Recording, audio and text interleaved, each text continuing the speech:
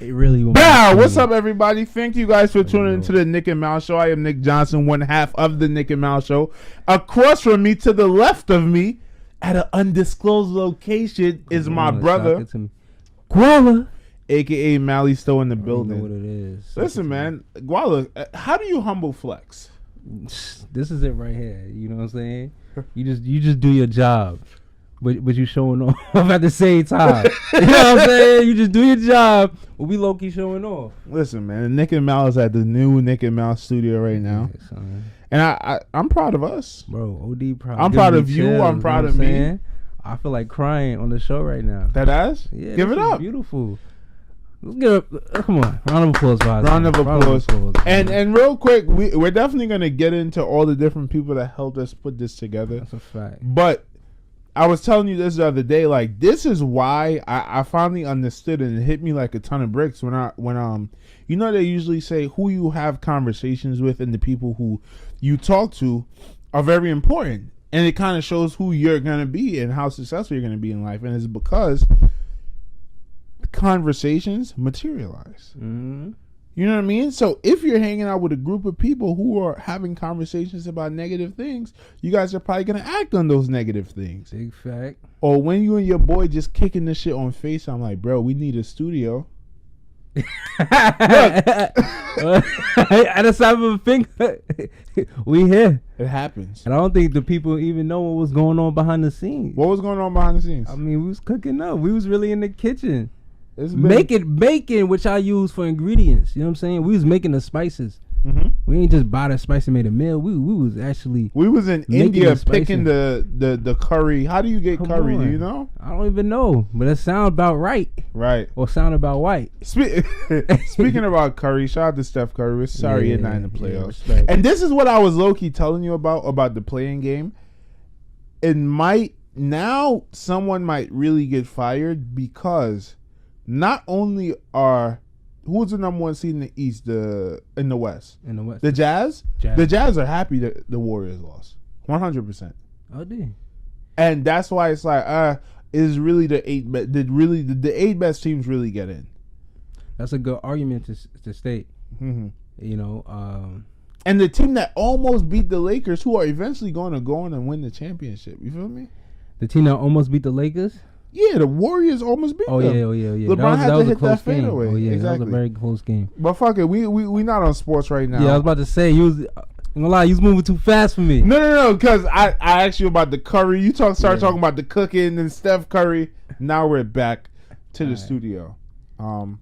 It's been in the works for a few months, and as I said, bro, I'm proud of us. Hell you know what I mean?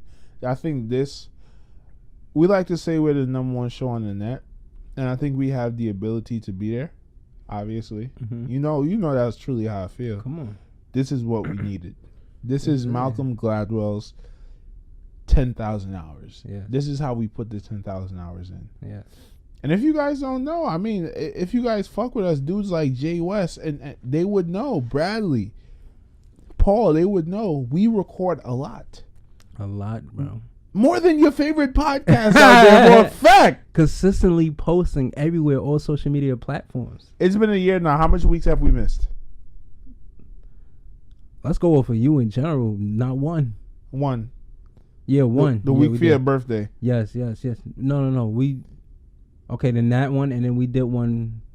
Was it my week for my birthday? I think it was we did one real early. When's your birthday? April 2nd, but we did one way earlier. Oh, than no. that. Yeah, it's not. I didn't miss the one for your birthday. It was June 4th. Yeah, that's what June we did. 4th. Yes.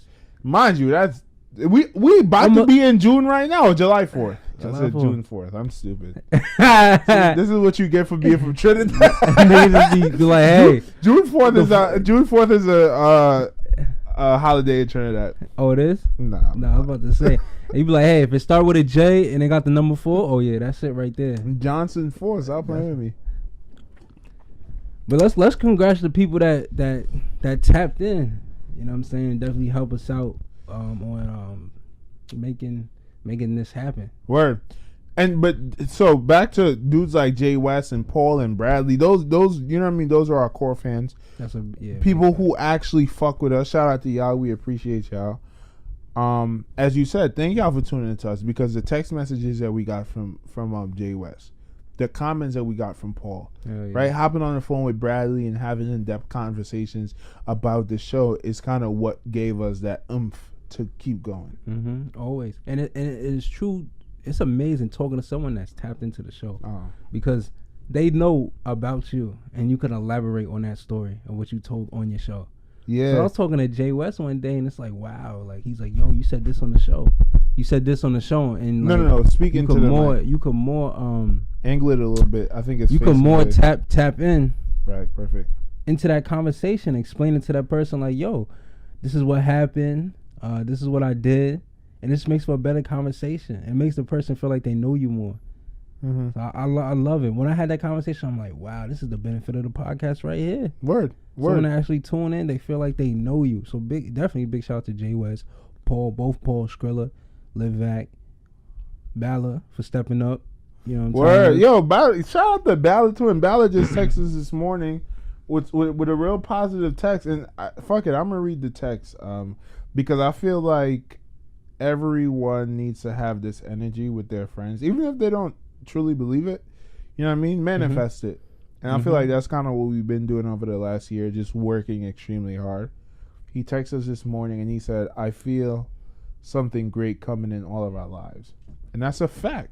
Big fact. That's a fact. And it has nothing to do with the podcast. Like, whatever you do, like, maybe you're working in the hospital, maybe you're a construction worker, maybe you and your mom are having fights, whatever the case may be. Great things are coming in life. Great things are coming. You gotta stay consistent. And like I said, people don't know that half. Y'all didn't know that me, Nick, Jay West, and Balla, beginning of 2020, was having FaceTime calls every month, trying to talk about our goals and manifestation and what we plan on having, you know, and stuff like that fell apart. But look where we at. We still all connected somehow, some way. That is the craziest shit ever. Who would have thought, bro?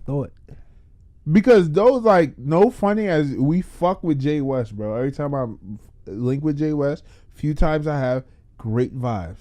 Good dude. You know what I mean? Solid. You and Jay West went to high school together. I'm sure after high school you guys probably fell off a little bit. You know what I mean? Just like everybody at college and stuff. And just for us to all be in that group chat, I didn't know Balla at the time. I did not know Jay West at the time. Mm-hmm. Crazy to say.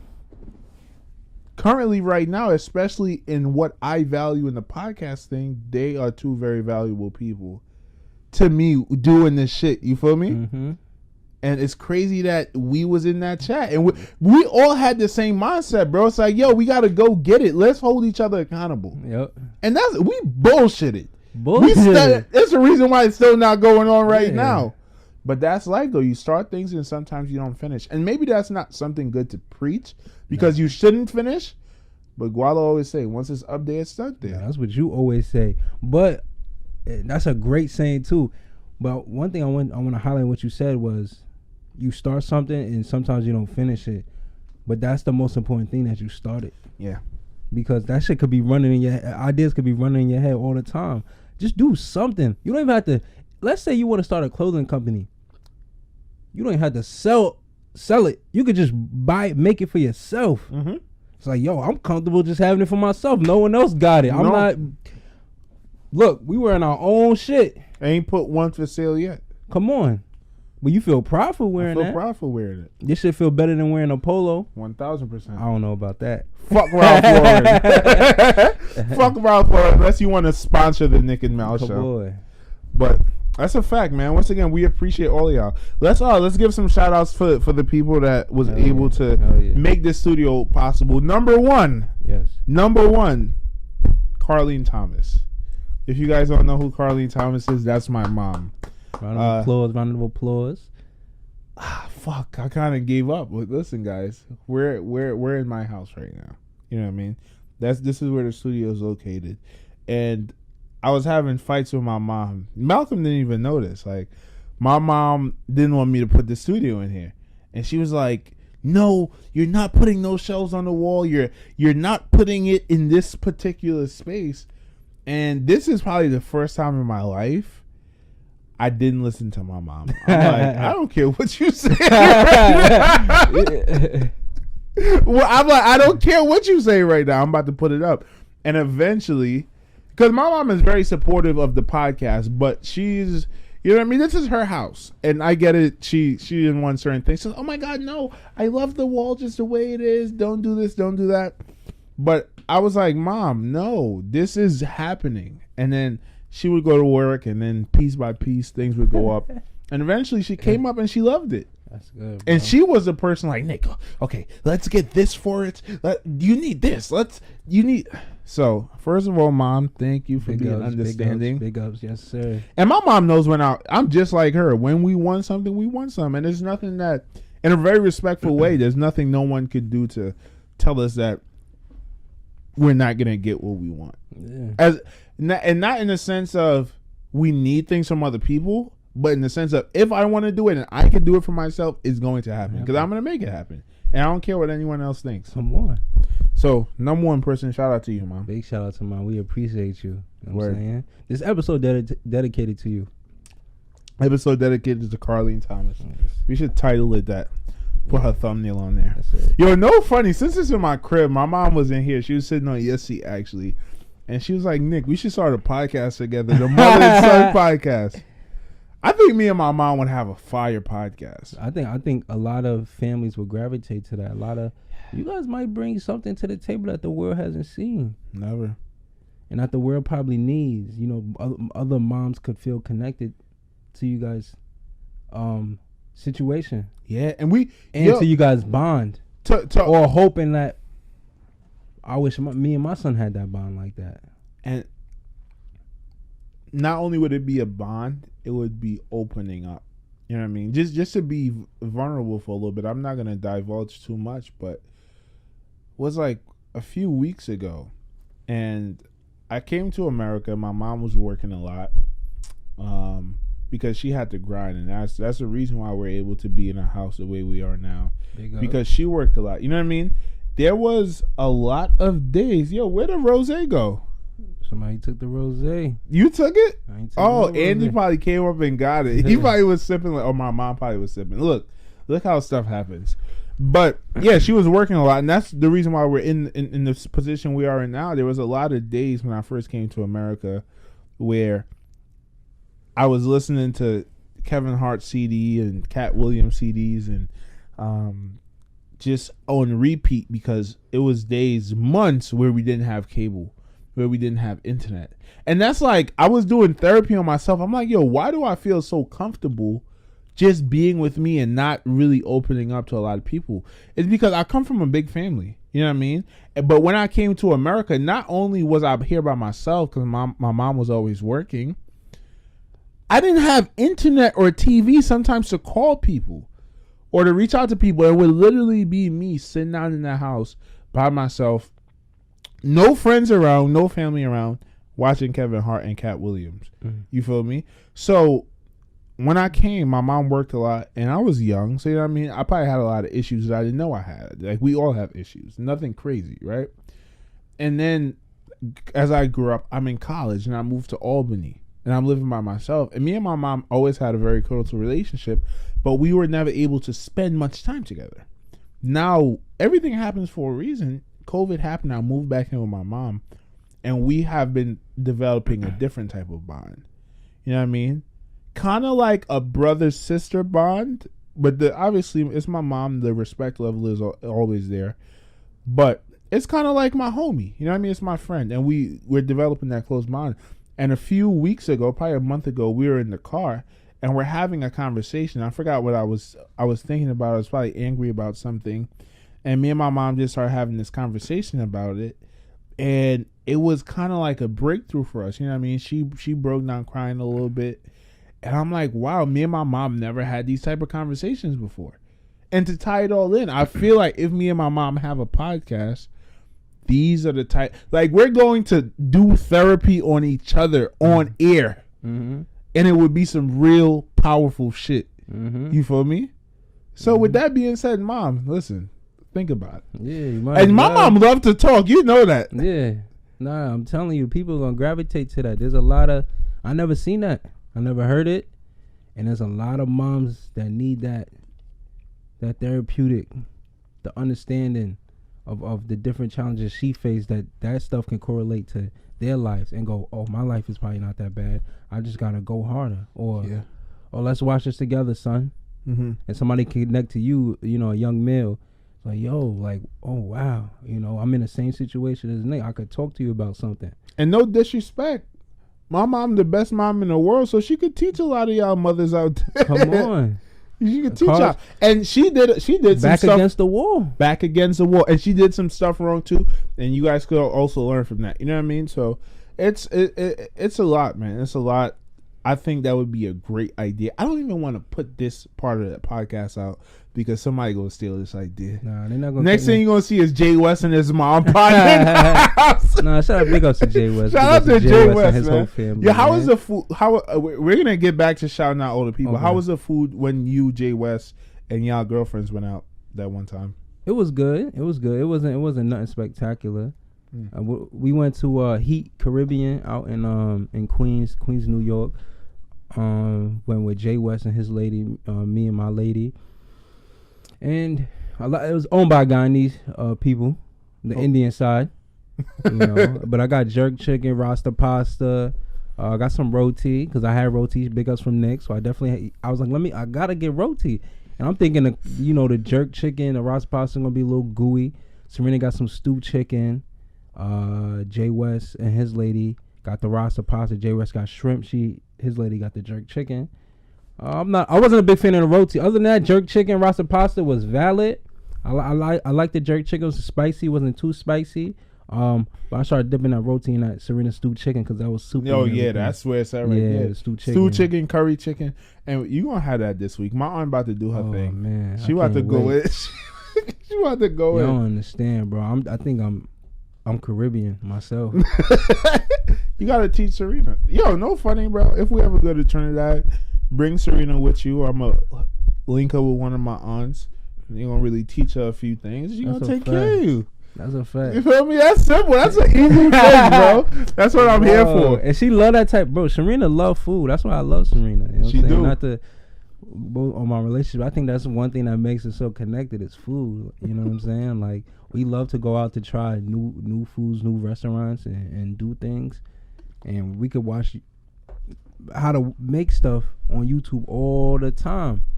You know, what she just made? She made vegan burgers the other day. Like, that shit was valid. She love to cook, so respect. I miss cooking, bro. Remember we used to cook in college all the time. Especially you. You used to cook all the time. I don't do it anymore. You know why, bro? I'm always trying to be on a diet.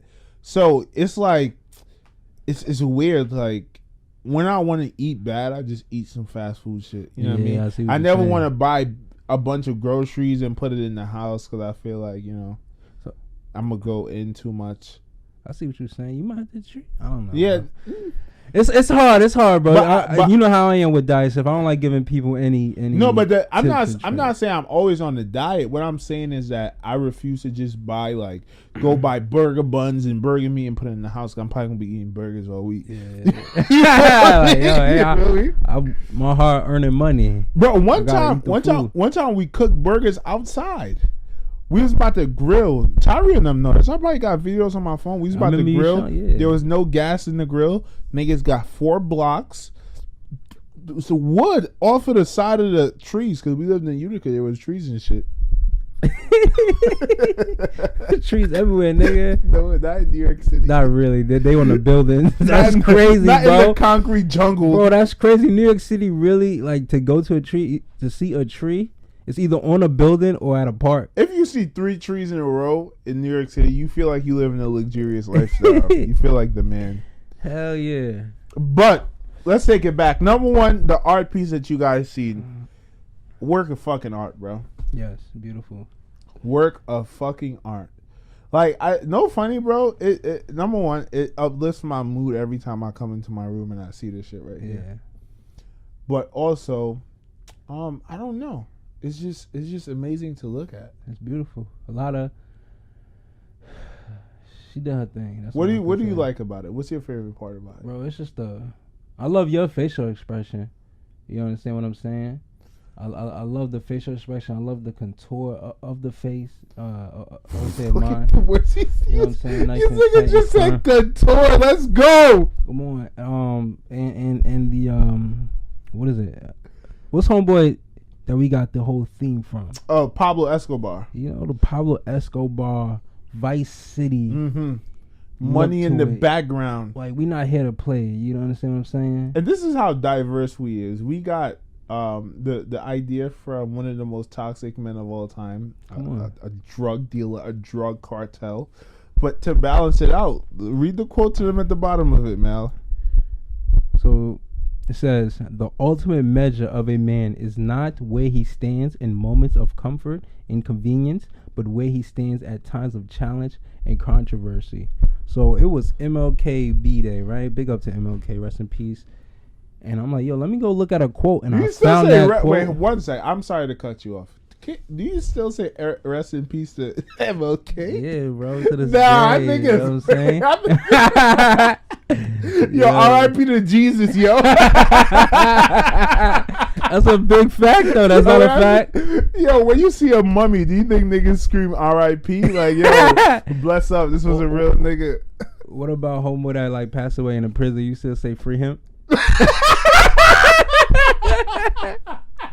That's crazy. Yo, we're being hella toxic. We definitely gonna big ups to MLK. You know what I'm saying? We appreciate you. But it was his birthday, and I was looking for quotes to put on our Nick and Mal show. And I found that quote, and it resurrected with me due to the fact that resonated. Resonated due to the fact that it is a fact. You know, you don't want to be comfort and convenience. Speaking of Jesus, that resurrected with you. Exactly. But I keep cutting you off, bro. But life is about challenge and controversy. You understand what I'm saying? So when I seen it, I'm like, hey, this is life at the end of the day. Like, everyone goes through something. It's like, are you going to keep moving forward or you not? And that's how is it going to control you? And that's where the saying comes from. And be uncomfortable, be uncomfortable. Mm-hmm. Because when shit gets challenging and shit gets controversial, you want to be the same person who you think you are every day. You don't want to get out of character. You don't want to be someone you don't recognize. And I'm gonna say something right now. The weird thing about podcasting is everyone knows what's right. You know how they say everyone knows right from wrong? That doesn't mean they do right from wrong. So I just want you guys to understand that not because we're saying the right things mean that we live by it. That's a fact. Yeah, we just spit in what's facts. So not because I say something, it's like, oh, Nick is living by that. No, nigga, I'm as hypocritical, as fucked up as any one of you guys. But this is a fact though. Like, in challenge and controversy, you want to expose yourself to as much challenge, right? And that's where voluntary challenge comes from. That's something Joe Rogan is big on. Put yourself in voluntarily stressful situations because you're going to be able to find who you are. That when those situations come and it's not voluntary and it's life slapping you in the face like a ton of bricks, you're able to stand up with your cock out and rock out. Because you've been through it before. It ain't nothing. It ain't nothing different. Exactly. You know? Like I was thinking about this yesterday, right? Like, and to Joe Rogan, this is the example I always use. A stand-up comedian, right? You have a bunch of people who will look at stand-up comedians and say, I can never do that. I can never do that. And sure, maybe your mind is not artistic enough, even though I believe the mind is just like any muscle, bro. If you train it, it's going to get better. If you joke right enough and you pay attention to funny people, you will eventually get funny. But a lot of people have the fear of public speaking. And a lot of people look at Dave Chapelle and like, wow, he's so comfortable.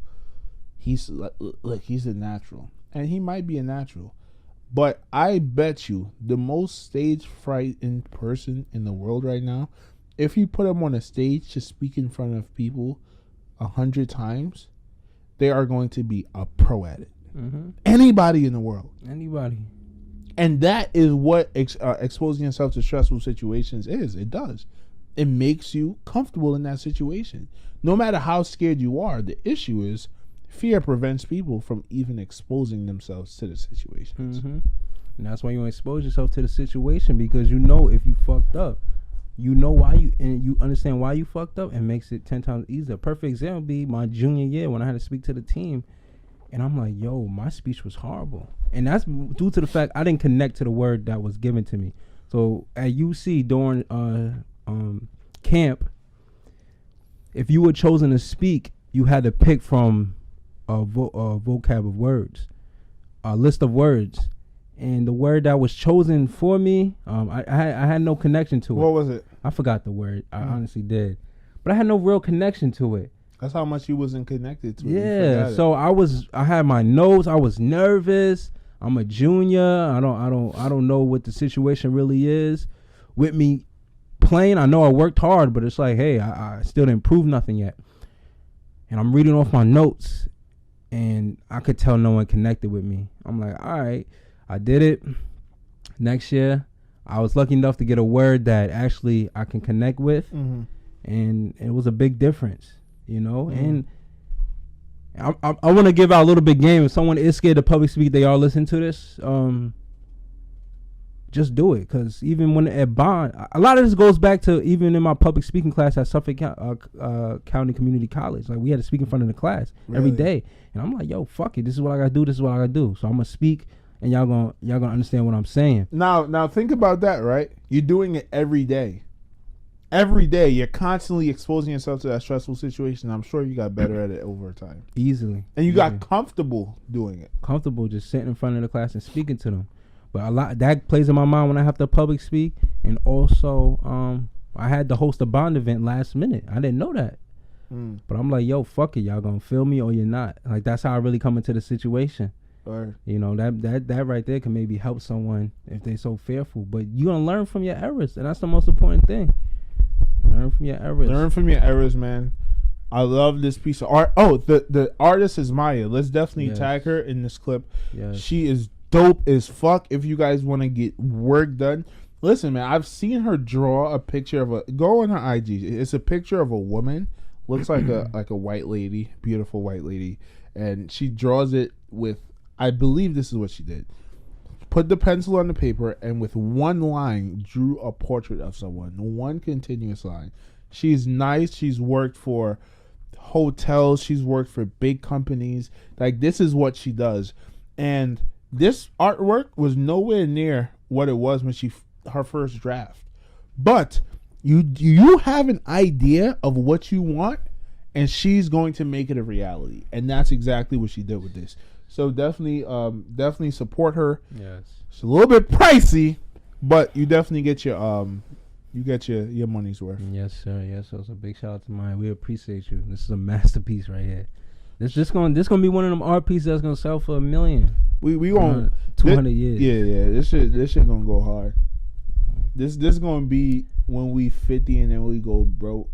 We gonna back on our feet. Hey, yo, no, if you don't mind, I just want to give a shout out to this one art piece. I'm giving people a little history about this. I know they probably can't see it right now. You just want to grab it for me? Yeah, we're gonna put the. Oh yeah, matter of fact, fuck it. You can put it right in front of your face. This right here, I want to give a big shout out to this. This is I want to tell y'all the meaning of this art piece right here. This is Mal Dior doing right here. Mal Dior. You know what I'm saying, that's me when I'm on my sharpness shit. I was on my sharpness shit with the what do you call your sharpening shit? Yeah, when I'm sharp, Mal Dior. If I'm wearing a suit, doing something artistic, Mal Dior. You know, luxury. So right here, y'all can see. I don't know if y'all can see it. It says "Don't Cry Ma" at the bottom. It's a girl that's crying with another scar on her face, and this the heartbreak Drake moment. That's all I gotta say. You know, that's all I gotta say. That boy was a heartbreak king, and then he got cuffed up. You know, somebody broke your heart, and then you was like, "You're not breaking hearts anymore." No, real talk. Nah, it's man responsibilities not to do that. A woman has hormones. A woman cleanses herself. Like, that's crazy. We don't do that as men. A woman is very powerful if you really think about it at the end of the day. A woman is the most powerful thing on the face of the earth. Oh, also, lastly, the carpet. Oh yeah. What's homeboy's name? Who created the carpet? Hopefully I'm saying it right. Matteo. Check the IG. I think it's called Floor_Flavors. Check out our IG. It's gonna be up there soon. The whole post of it. But shout out to our boy Matteo, man. This is the version of, you know how women, which is idiotic anyway, by the way. And I had this take. This is why a lot of women are getting these fake butts that look super ridiculous.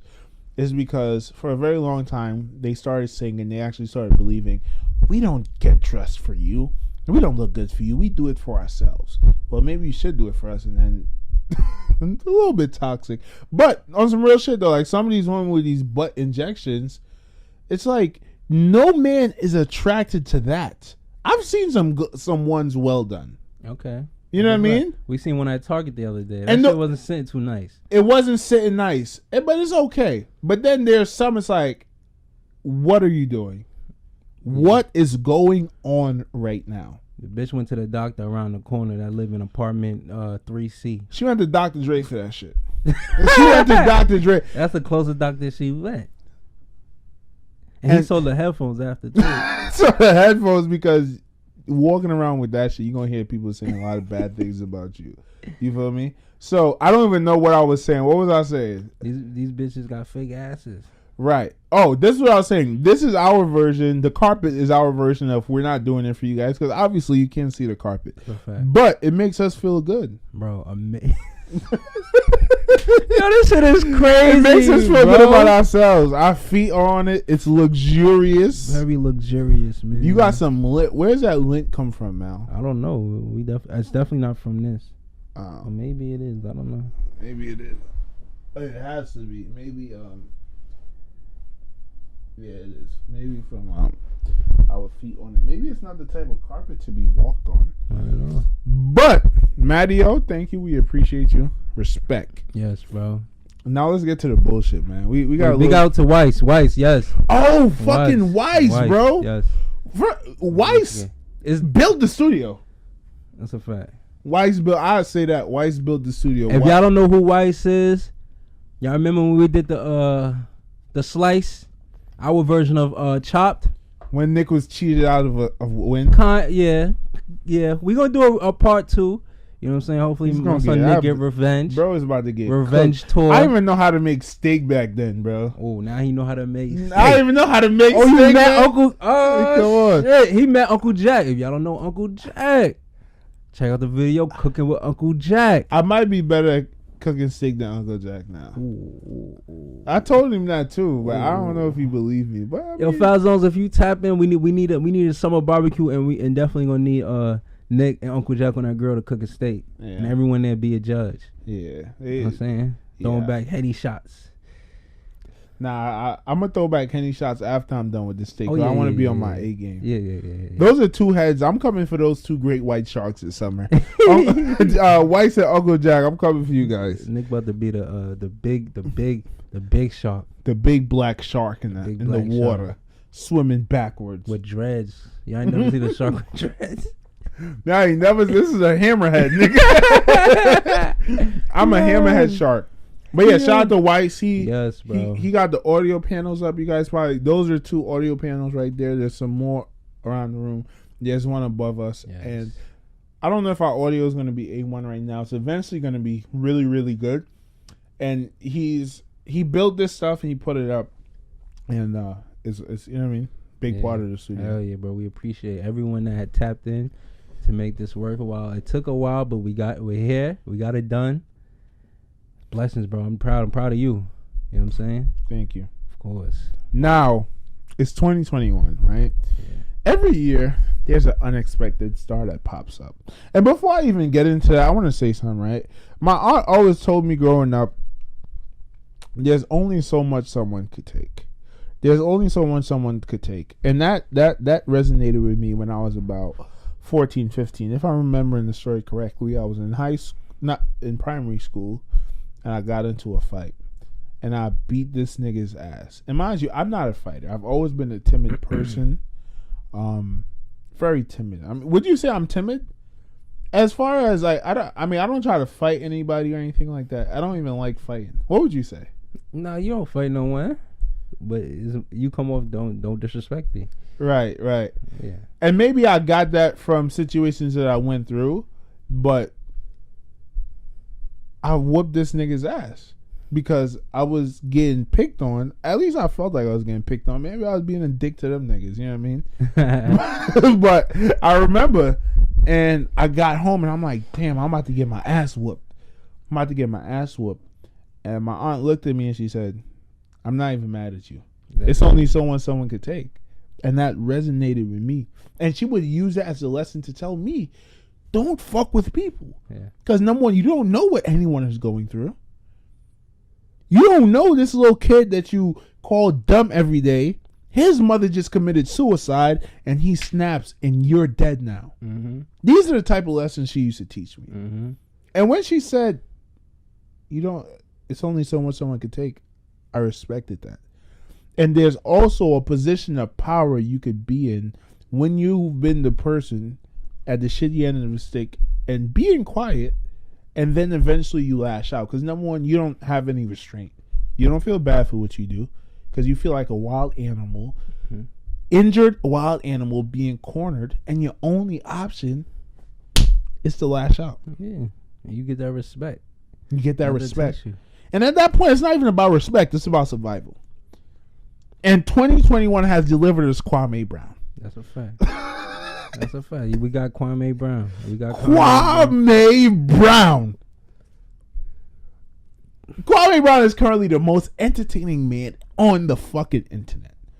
And not only is he entertaining, he's speaking a lot of facts. Go ahead. You give me the floor seat. Now, one thing I do want to say that what you were saying earlier, so much somebody could take. That happened one time with me. Some kid got left back. Me and homeboy was cool people. Mm-hmm. So we were cool people. For some reason, homeboy put the textbook on my desk and then threw it off. Because he had, a teacher picks a person and put the textbook on their desk, everyone's desk. Mm-hmm. Kicked it off. I'm like, all right, bro, I'm going to go to your desk, do the same thing. So he did it. Threw it off again. Went back to his desk, did it again. I'm like, yo, what's good with you, bro? Like, I never had a problem with you, but you trying to punk me in front of everyone. Mm-hmm. Put it back on my desk, and then trying to kick me. I whooped his ass, bro. Whooped him out, bro. And you didn't feel bad for it at all. Same thing. I was like, I'm about to get in trouble. I went to, because my little brother preschool's right there. My dad went to go pick him up. I was told to walk there. Got there. My dad pounded me up. My dad pounded me up. I was like, oh shit. Yo, shout out to Pop Guala. These are the lessons that we need. And apparently this was the lesson that Kwame Brown has been learning for the past 10 years. Because, and let's assume you don't know who Kwame Brown is. He was drafted in 2001 by the Washington Wizards. He says that he was never supposed to be on the team. It was kind of one of those draft and trade situations. Okay. But Michael Jordan got into a fight with upper management, which he owned it. I think he got in a fight with the owners, and the owners were like, no, we're not trading him. So when Michael Jordan came back in 2001, Kwame Brown was the young new guy on the team. And Michael Jordan was resentful of him because he was supposed to be traded away. And Michael Jordan wanted to go to the playoffs and have a chance of winning another championship. Kwame Brown, being the young guy, like we know, there's not a lot of young guys that come in and help you win a championship, no matter how good they are. So Michael Jordan is resentful. Michael Jordan is now playing with this guy as the greatest player of all time and as a dick. Michael Jordan is a dick. I'm sorry. It is what it is. You know what I mean? And maybe that's what made him so great, but he's a dick. Destroyed this kid's confidence. Absolutely destroyed this kid's confidence. And he was quiet, never disrespectful, never said anything. He goes to the Lakers. Apparently some similar things happen between him and Kobe Bryant. He never speak negative on Kobe Bryant, but at that point, career is kind of down the drain. Number one pick. You're not even an all-star. You're kind of on your way out. You're just hanging on at this point. Mm-hmm. And ever since his retirement, I believe in 2011, everyone's been picking on Kwame Brown. But a lot of things people don't know is, too, the reason why he was so bad is because he grew up playing a point guard.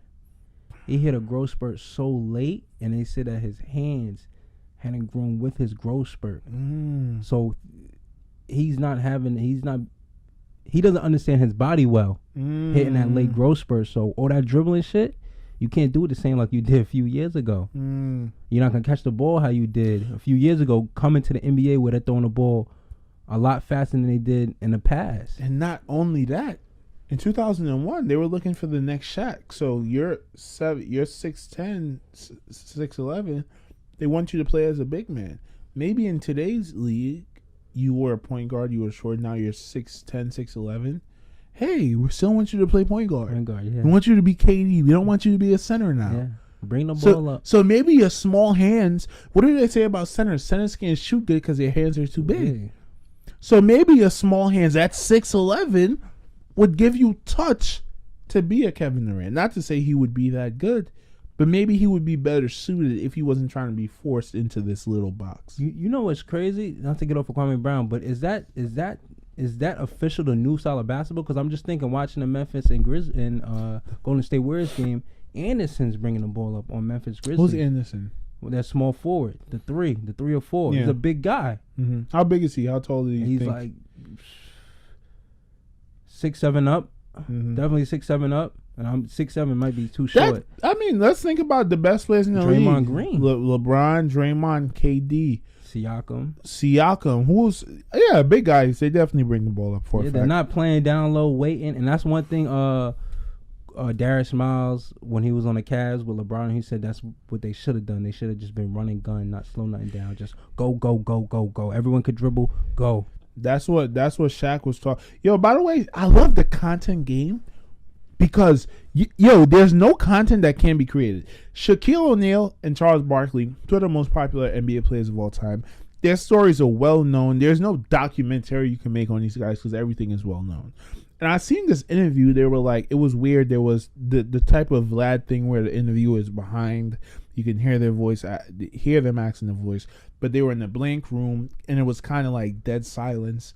And they were talking about, it was just Shaq specifically talking about how he changed the game, how he's the reason why all these centers and stuff are playing the way they're playing because he was so dominant that when guys like Tim Duncan and them came in, he just seen everyone slowly leave the paint.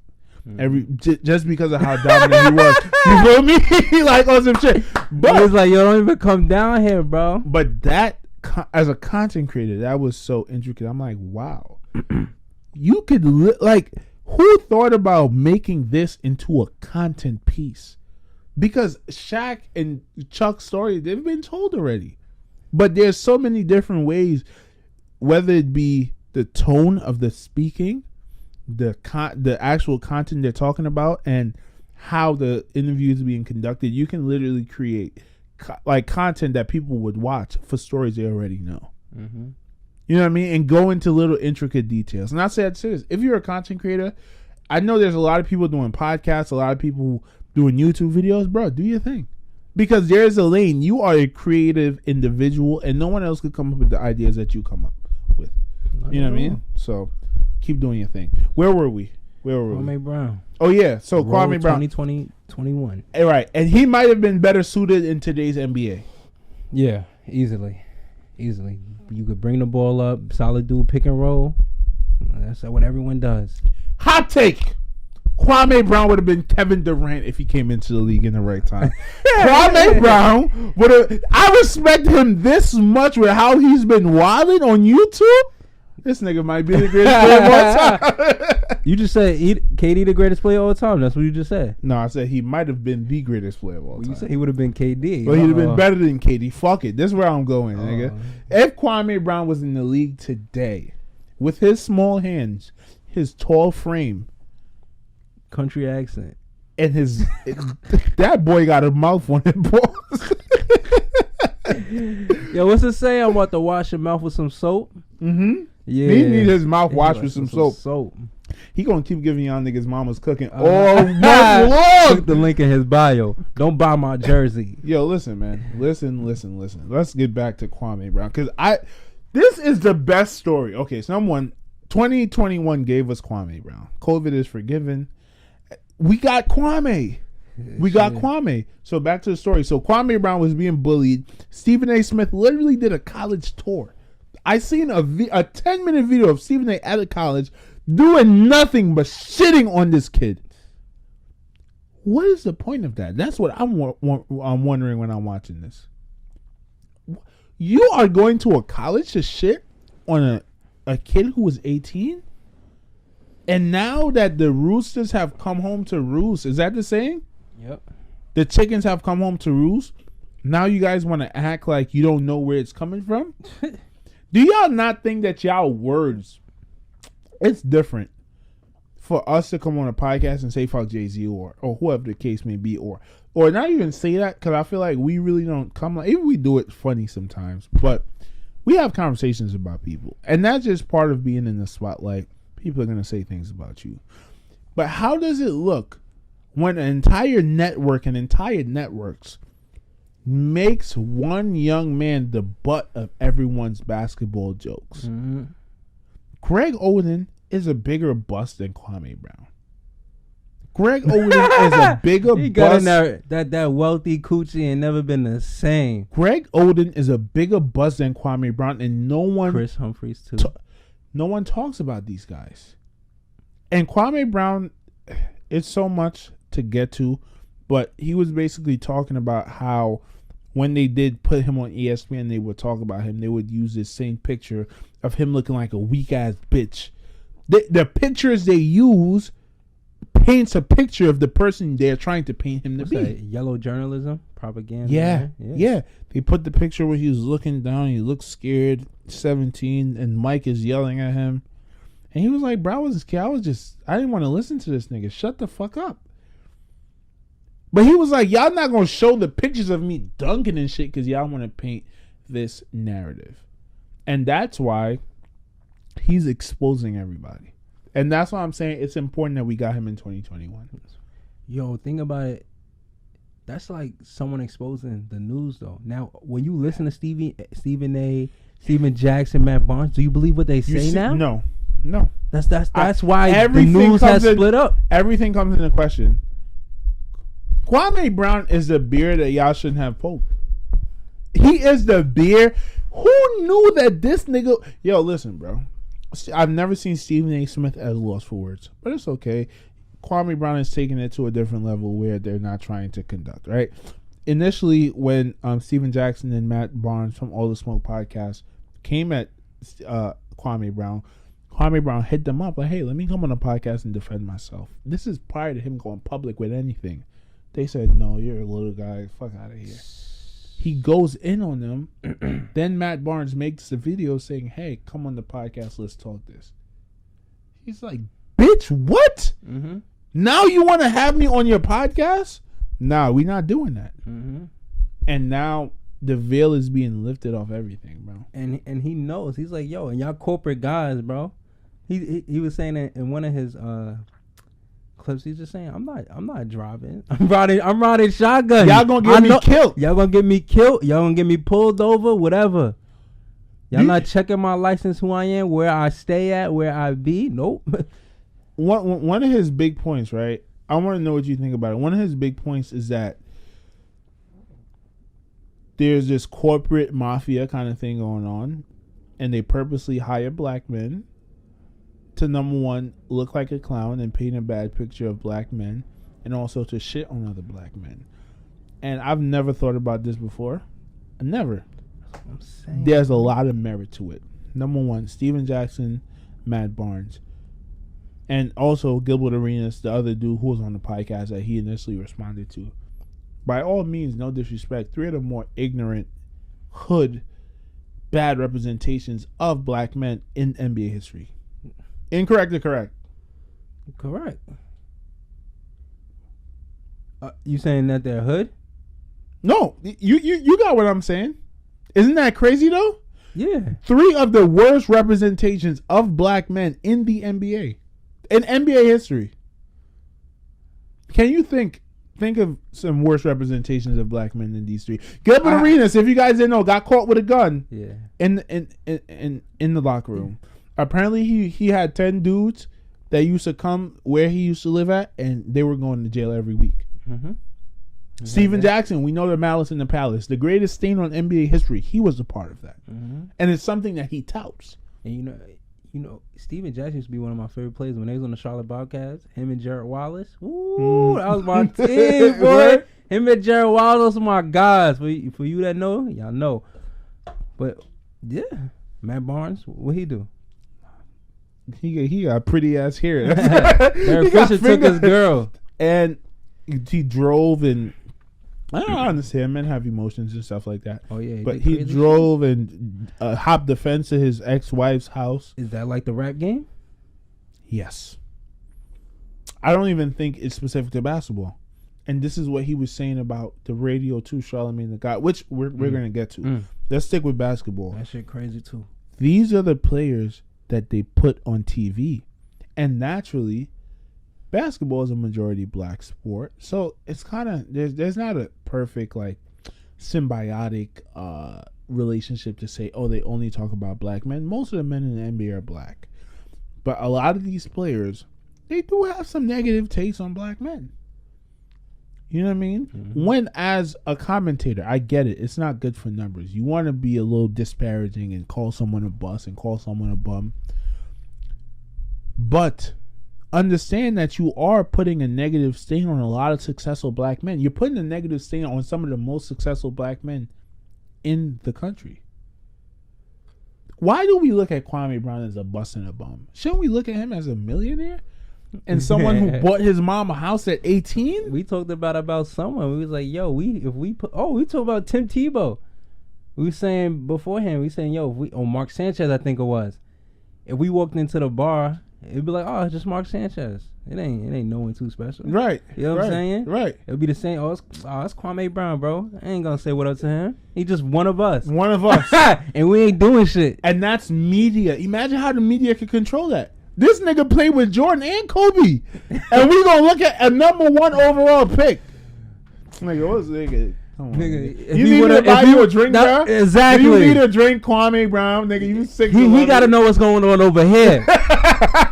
You know what I'm saying? He got to tap in with us. We soon to be millionaires. Kwame Brown just said hi to me. He's sucking wild dick. He trying to get on the wave. No cap. That's a fact. 2 weeks ago, Kwame Brown hits us up to be on this podcast. I would hit him with the, yo, we're booked right now, but we're going to get back to you.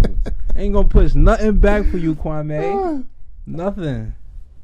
But, yeah, man, that's the power of the media, and that's the shit that he's calling out.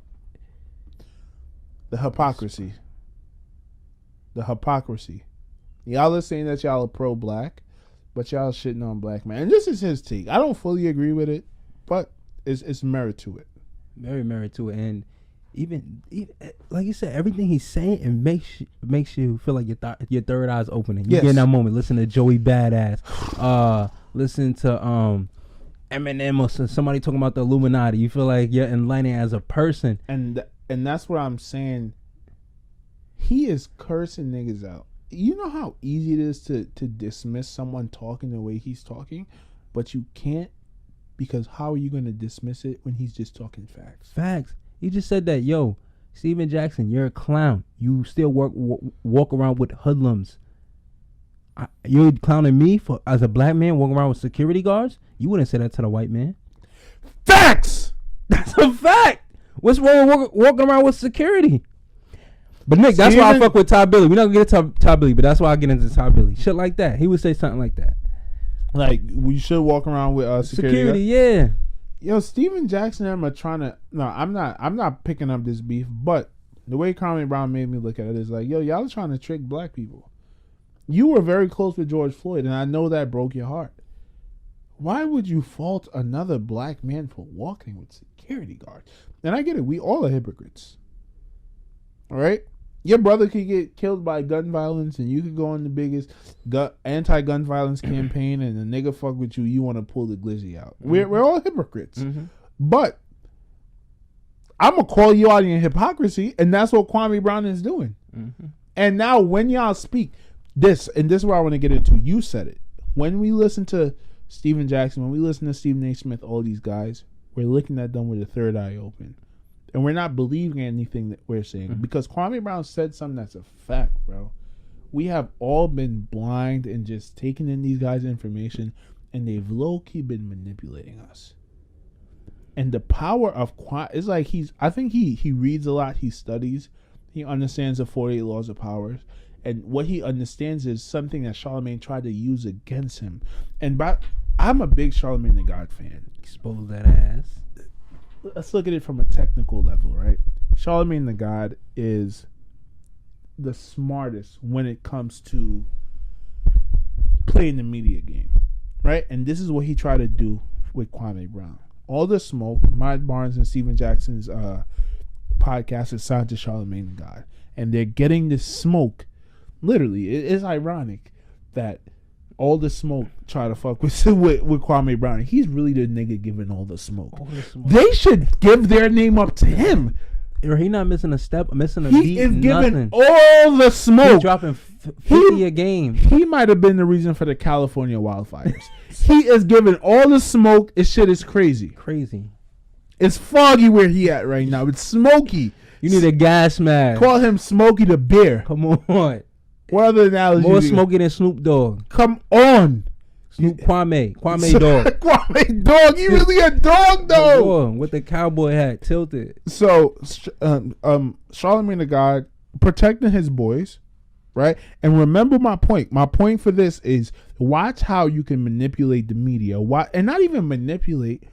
Watch how narratives can change with someone who's powerful and knows how to use media tactics. And this is what Charlemagne has done for his whole career, right? Even with the Joe Budden situation right now, you see how he's playing it cool. He doesn't mention Joe's name, but if you listen to him and Andrew Schultz, these guys are geniuses. Mm-hmm. And when you listen to their podcasts, you look at Joe Budden like a funny nigga. Mm-hmm. And then you listen to Joe Budden podcast and you look at Charlemagne the God and Rory, and these guys is funny niggas. And this is the power of someone being able to control the narrative. It's a powerful tool, right? So Charlemagne the God, knowing he can, what do I do if this guy might affect my pockets? Because now he's threatening the credibility of one of my most prized possessions, maybe the most prized possession on that network, which is All the Smoke podcast. Okay, I'm going to dismiss Kwame Brown as a crazy motherfucker.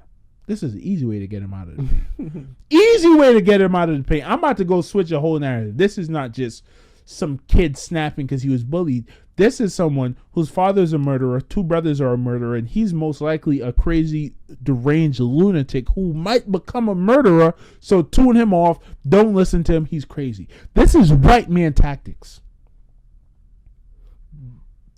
This is white man tactics, Guala.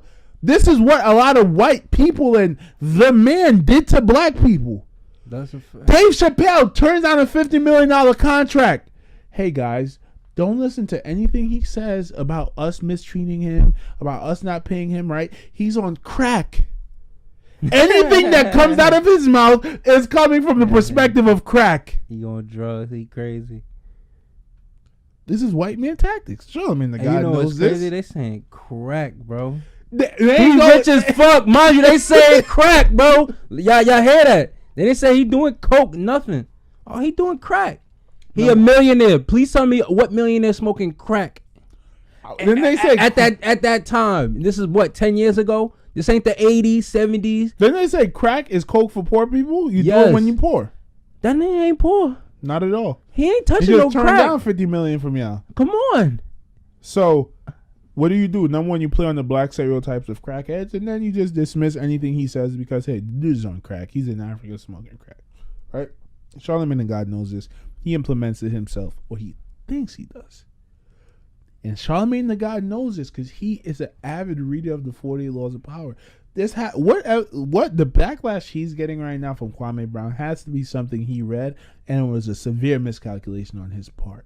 Oh man, you don't even look at him the same. I don't look at him the same, and this is my point. Please follow me. Remember what I told y'all. The power to flip a narrative is so powerful.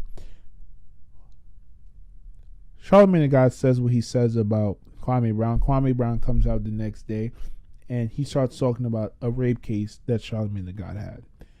These rape cases are nothing new. Charlemagne has discussed it under his guise, or I'm not saying it's a guise, but under what I've known him to say, I speak my truth so no one can hold it against me. So when the accusations came out in 2018, 2019, as an avid Brilliant Idiots listener, I wasn't surprised. I've heard him talk about it before.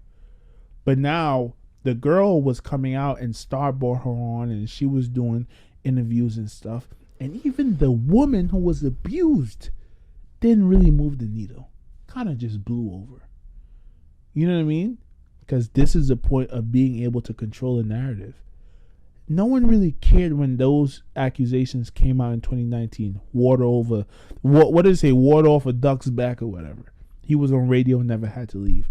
Kwame Brown comes out and starts talking about it in a way that starts riling up people and is now flipping the narrative on who Charlemagne the God actually is.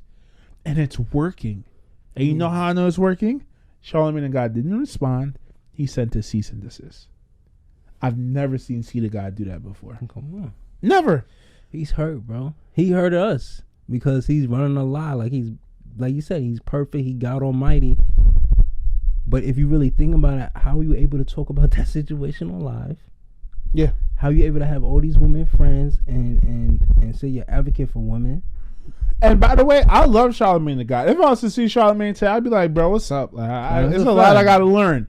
But I would say this, it's a little bit slimy when you talk about it, right? Like, yo, I'm living my truth and you know what I mean? This is what I did, but it wasn't really like that. So you're trying to like cover, you're trying to paint a narrative because you know eventually it might come out that you don't look like a dick. If you had just made a mistake, and this is a crazy mistake to make, but let's say you do make a mistake and you're a 22-year-old guy and a 15-year-old girl entices you and then you guys do something. Number one, that's statutory rape, but also there's something that she misconstrued as rape or sexual assault.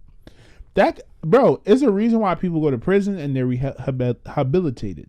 I'm not going to say you as a 40-year-old man is the same evil guy that you were at 22. Maybe you were just dumb. And being from Charleston, South Carolina, I know age is, we've had this conversation before. Age is a little weird when it comes to underage girls, 15, 16, and especially young men, 21, 22. That happens a lot more often than we think. That's a fact. Especially coming from down there. Exactly. That motherfucker, they got like 30 people in that town. You fucking who you got to. Come on. At that point. So, but when you try to make it seem like it never happened or whatever the case may be, it's a little slimy. But I'm not judging you off of that. I just want to point out how powerful controlling a narrative is. And that is exactly what Kwame Brown is doing, bro. He's controlling the fuck out of this narrative. Homeboy said, wherever we go at the party, we gotta make sure there ain't no look at it. Yo, he's funny. Funny as hell. He's funny. He remind me of Jay Prince, bro. That old man swag. Like no disrespect or nothing. He got the old man slavery mentality. Oh yeah, to him, OD. Like that's the OG. Like slavery was yesterday. He talked like slavery was yesterday, and I'll fuck with it. It's not even that he fucked with it. He just got out of it. Like, but I've been through them trials and errors. Not trials and errors, but the whole situation of slavery. Mm-hmm.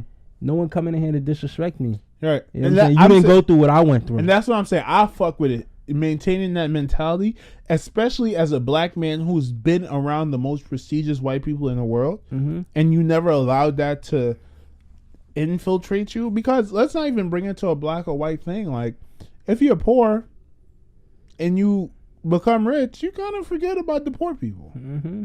You feel me? Easily. And he made sure that that's not who he was. Apparently, when he got drafted, he had a speech that told people, like, listen, I'm just like you. Never going to switch on you. I'm just like you. I am a free lunch baby. I am a welfare baby. And I'm just like you guys. And you could tell he lived by that. He got morals and principles. And that's back to the episode that I was big on morals. Like, and he stood by it. He could have folded. 20 years of people bashing him. He could have folded. I think what it did. Never did. I think what it did was create a monster. For example, I don't know if you guys have ever heard the example of, at 18 years old, if you're like, as a kid, you can call a fat kid fat. He's probably going to get hurt by it. At 18, he's heard it all. You can't use being fat against him, right? You can't use, I'm not going to say that because I don't know what it's like to be a dark-skinned girl, but maybe you were insecure about your dark-skinnedness and you learned to love it, and someone can't use that in an argument. It's not going to hurt you because you've heard it all. And them bashing him and him taking the beating in silence, he's heard everything now. And now I haven't heard from him. So now he's on offense. You feel me? It's like boxing where someone is, Ali used to do this. He used to like just let you punch away at him and shit. Now you tired. You just offloaded your shit, and he just took what he could, and now it's go time. Mm-hmm. Now he's putting you out, and that's what Kwame Brown is doing. Mm-hmm. You feel me? So, wait, what was I saying? I forgot. You're throwing punches. You're throwing. What was I saying before that? Dirt on him. Oh yeah. They created someone who's callous to any criticism. Now. He's callous to it. He doesn't even hear what the fuck y'all is saying. That's a nasty piece of callous too, though. Nasty. 20. Scar tissue not fully healed. From he was 18 when y'all started doing this to him, bro. He got chewed out by apparently the toughest nigga in sports history. He don't give a fuck about what Stephen A. Smith says, bro. Y'all wasn't in them trenches. So y'all wasn't at practice. They really created a demon, and now they got to reckon with. And now he's exposing a lot of them. And I don't want Charlamagne the God to get fired, but that's Kwame's goal. That's a fact. Why they say he trying to clown for driving the truck? He said, "You gonna clown me for all the people? You gonna clown me for driving the truck? You clowning everyone that drive a truck, you stupid boy." Yo, I want to watch. Yo, he is so entertaining, bro. Yo, that's so old, boy. Yo, and you from Texas? I don't know. He's not from Texas, is he? I don't think he's from Texas. He's from South Carolina. Yeah, I think Matt Barnes is from Texas. Oh, Matt Barnes is from Texas. Hey, yo, you drive a truck? Like, yeah, I drive a truck. I gotta do some studying on him. I want to know why he's so entertaining. Oh my god! Because he has a swag we ain't never seen. Never. That's how I feel like my great grandfather was, or my grandfather could be. You know, when he's angry, it's just like that. You know, that's what they used to say. They used to say, "Boy." You don't hear no one saying "boy" up here. That's interesting. We don't have a famous Southern. A Southern belle. Wait, what? A Southern belle. What does that mean? A Southern belle is like a blonde, and so it's a girl. It's like the girl that's in a frat at Alabama University, the blonde, the blonde hair. Yeah, petite. Southern belle. Yeah, she's a Southern belle. Well, we don't have like a famous Southern media personality. Yeah, that talks Southern. You know what I mean? Real like, Southern. Yeah. So maybe that's part of the reason why it's so attractive, because it's like, oh shit, I've never seen this before. Yeah, real huckabuck. It's kind of like when Kodak first came out. There's Rick Ross is from Florida, and Trick Daddy and all these guys are from Florida. But they kind of adjusted their voice and the way that they spoke, and they kind of rapped like other people. You know what I mean? So when Kodak came out, it's like, oh shit, Kodak is mad unique, and he is. But you realize he's less unique than you think he was when you hear Jack Boy and you hear Soldier Kid. It's like, oh, that's just how they speak from down here. Mm-hmm. That's how they rap. You know what I mean? So with him, it's like we never heard it before. So now we're getting introduced to a whole new source with someone who has something to say. And he's doing it for a very good cause. A very good cause. Wow. Man, we appreciate you, Kwame Brown. What do you think is going to come of this? Somebody going to try to sign Kwame Brown. He's going to get a podcast. But again, you can start your own shit. Yesterday, I went on his IG in the morning. He had 60,000 subscribers. At the end of the day, he had 101 subscribers. So you went on his YouTube or Instagram? Yeah, YouTube. Yeah, bro, he doing numbers, bro. Let's see. He running numbers up like he Piff. He running numbers up like he Piff. Oh, he live right now. That boy live, bro. He live Always right now. Live. Let's see how much. He had 100. I checked his shit at 2 a.m. this morning. He had 101 subscribers. He has 110 now. He gonna get to 1 million. He ain't stopping until he get to 1 million. And the dope part about this, last thing we're gonna say for the situation is that he is doing it for good cause. He says that, you know what I mean? Hey, bro, I'm doing this for the kids. If y'all start, and that's the other thing too, he's not just cursing people out. He's giving the blueprint on how to change lives for underprivileged kids. He said, go to your local county office. Tell them draw you up a business plan. And let's get to work. Let's help save some of these kids. Steven Jackson, why the fuck are you protesting, nigga? You got $50 million. You doing something wrong. Wasn't I big on protesting? We got to start businesses, especially if you solve got the money. problems. Especially if you got. And he telling people to protest, and that was my problem. I love LeBron James. I love you, LeBron. I need to slow down my road at people on Twitter sometimes. You know what I'm saying? Right. Because shout out to Rashad. He said, bro, you don't know who the fuck you speaking to sometimes. Facts. But like that's my thing with LeBron. It's like, yo, LeBron, why you ain't telling people to go protest?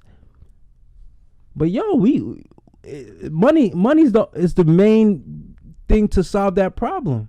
Money talks and bullshit walks. Exactly. And now that's it. Yo, Kwame Brown has opened my eyes up to a lot of that's shit. That's why I listen to Todd Billy. For my people that's really tuned in, that's why I listen to Todd Billy, because he preached that. All of his IG. He be reading his books, highlighting shit. I'm like, oh shit. And he be sending out his podcast. If you don't know his podcast, Tweet Talk Podcast. I definitely just, you know what I'm saying? We charge him with that. If you got a podcast, you want us to shout it out, yeah. Just DM us on Instagram. Hey, yo, my people that's tuning in, we appreciate you. Definitely want to say, make sure y'all please like, comment, share, and subscribe to this YouTube video. And if you are listening to this audio only on Spotify and Apple Podcasts, please leave us a rating, 5-star rating, and also leave us a review. That's how we move up on the ranks to really be the #1 show in that. It's up to you guys. We appreciate you guys. Thank you. And last thing I'm gonna say before we get out of here, because we are out of time. Damn, sadly. Joe Budden and y'all got a lot more content coming out. This is just a warm up. Nah, that's not the point, bro. I really want to sauce it up. We was having fun with Palestine. But this is gonna be, bro. You feel the vibe right now. It's a different vibe. That's a fact. My only issue with this, and I'm gonna listen to I be talking too much. I want us to get into more conversations, but I really just be ranting sometimes, and you too. But we got to find a way to, like, you know what I mean, just conversate it a little bit more. Maybe the people like this give us some feedback. Maybe Jay West, talk to us. Talk to us, Jay West. But Paul Levesque too. Joe Budden and Charlamagne got beef. They just came out and denounced him and said that, hey, we're never gonna fuck. Charlamagne said, I'm never going to talk to you again. And they've been throwing some pretty heavy shots at Joe Budden. And I'm a big Charlamagne the God fan, so I'm riding with him. You know what I mean? Even though I fuck with Joe Budden now too, I listen often to the Joe Budden podcast now. But they said the tables. What did they say? Tables turn, or what did they say? What's that thing? Tables turn. Tables right? turn. Charlamagne the God, you were shitting on Joe Budden for his little tiff going on. Now you're in the hot seat. And I'm telling you right now, once again, back to the point of changing narratives. Go on Kwame Brown's YouTube. Go on anyone that reposted any video of him talking about Charlamagne and look at the comments. There's no one in there defending Charlamagne. Nope. There's only people saying Charlamagne is a nasty nigga, he's a rapist, and get him the fuck up out of there. And YouTube comments is something I've been big on because it gives you the pulse of a certain segment of people. Yo, you know what's also sucks about this too, when you think about it too, is the downgrade of splitting black people up. Yeah. You know what I'm saying? Like, let's go back to even Jay Moore's situation. Jay Moore tried to bring people together. It was all lies. But you had Tony the Closer come in and disrupt that party. You had the circle of CEOs. Oh my God, from Atlanta. Him 500. People know. Just look up circle of CEOs. Tony the Closer coming back in is like, yo, they on some bullshit. They had a picture of themselves next to the people that created Black Wall Street. In Tulsa, Oklahoma, and he's trying to expose them. Now thinking about it, it's like, yo, what was Charlamagne trying to do? Bring all the black people together, black effect. Now he getting exposed. And we frying that ass. And I believe Charlamagne Hart is in a good play. I truly do believe he's a good guy. But I mean, maybe he did some bad shit back then. But I don't feel sorry for you, because you tried to manipulate us to dismiss this man, and now I fuck with him because. I see the Horus. What do they call it? The Eye of Horus. He opened it. I would have just thought, Charlamagne, that you were literally giving commentary about this man's family, and when he talked about it, this nigga tried to white man him. He tried to TBS, Viacom, whoever the fuck owned Dave Chapelle show, that came out and said the nigga is doing crack now. That is what Charlamagne the God did. He doing crack? Oh, he using it as an That's the same thing. And Charlamagne, you as a black person, who I'm sure have spoken up for Dave Chapelle in that situation, how dare you use the same tactic on a brother of yours? Come on. You trying to bash him? We not taking that here. You took it too far at that point. Charlamagne is gonna flame a lot of y'all niggas. Stephen A. Smith, y'all gonna keep getting. I mean, Kwame is gonna keep flaming y'all niggas. Stephen, y'all can't even respond to this because y'all got corporate jobs. This nigga can say fuck y'all mothers. That's how he's. Y'all can't come like that. And he talked about LeVar Ball too. He talked about how this nigga who was nothing but a good father, supportive father, protected his kids, somehow got a bad fucking rap. Yeah. Look at what the media does, bro. They said this dude is crazy because he love his sons. Why can't he say his sons are the best players? Why can't he say fuck the best players? Why can't he say, nigga, we got our own shoes, fuck Nike? Why can't he do that? You know why? Because we got our own basketball league. I'm gonna create my own. I don't even mean to talk like this because it takes money out of the white man's pockets. Oh yeah. And when I say white man, I don't mean every white man because there's some great white sharks out there. Yeah. But that's NCAA. You understand where it's coming from. We know the history of it. They didn't even allow us brothers in at first. Imagine for years, the stereotype on black men was like they're not good fathers. They leave. They're not present. Then you got someone who was ultra present, ultra there, ultra cared, and now this nigga is crazy. He's crazy. Hey, he going too far. Yo, but this the hottest thing. Yo, Joe Budden. I mean, you and Charlamagne cut ties, bro. You know, you could run a back getting Kwame on your show. If Kwame respect you, Roy and Ma, if y'all want to run up a back, get Kwame Brown on your show, bro. It's the only way. That's what I meant to say. Charlamagne the God and Joe Budden not fucking with each other. I would love to see Joe Budden take advantage of actually trying to go in right now on this situation. I like the messy shit because Charlamagne and them are being messy and calling him a bad businessman and saying that he fucked over his friends. They're taking deep personal jabs. Yeah. So I want to see Joe Budden capitalize. And also, from my memory, the last time this rape accusation came up, Charlamagne and Joe Budden, they've always had. They liked each other, respected each other, but I believe they were always jealous of each other. And especially when Joe Budden became a big thing. So they had this very weird relationship where they would have tiffs. They would take jabs at each other. But it was, hey, it's all love. It's all love. And they would do that end of year show and stuff like that. And they were having a tiff at the time when the news came out and the girl was on Star Report and she tried to come on Joe Budden podcast and he was like, no, we're not going to do that. And Joe Budden never even mentioned the situation out of respect for someone who he thought was a friend. So he passed up that opportunity. So now I would like to see him take advantage of it. That's a fact. And no cap, bro, when we get to our spot, I don't want no beef with nobody. Because all we doing is, why we beefing? Seriously. This is like rap beef. You could basically correlate it to that. And that's why I shout out to Morris. Maul always say, I'm not beefing with nobody black or white. Yeah, I'm not beefing. I'm not. When we get to the spot where we at, when we get there, I'm not beefing with nobody. Exactly. There's no point, bro. I'm not going to bash you. It is what it is. Ladies and gentlemen, thank you guys for tuning into the Nick and Mal Show. Thank you guys for joining us in our new studio. We love and appreciate you guys for supporting us. There's no lag when we move, guys. Look, that's 60 frames per second. Let's get it. We're so proud of ourselves. Split out. Bow. Yep. Ever told on a nigga? No. Ever squeezed the trigger? Yep. Ever set a nigga up? No. Ever helped a brother out when he